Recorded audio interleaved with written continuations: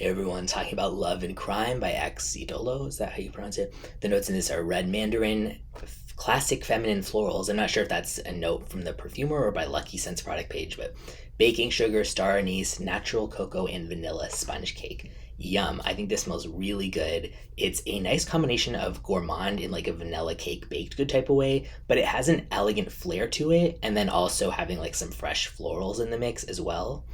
The red mandarin here manifests in a slight like lemony bergamot type of way, sort of how if you've tried Lyra by Zerjov, or Sexiest Scent on the Planet Ever IMHO, that's the real name, by 4160 Tuesdays, this like nice sort of vanilla-y lemon bergamot.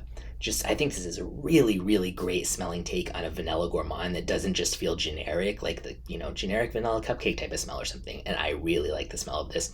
Leans feminine, but could be unisex, I think. And I'd be interested to try layering this like with something smoky or something to make it more my taste to wear. But I love the smell, and I'd be more than happy to be around anyone else wearing it.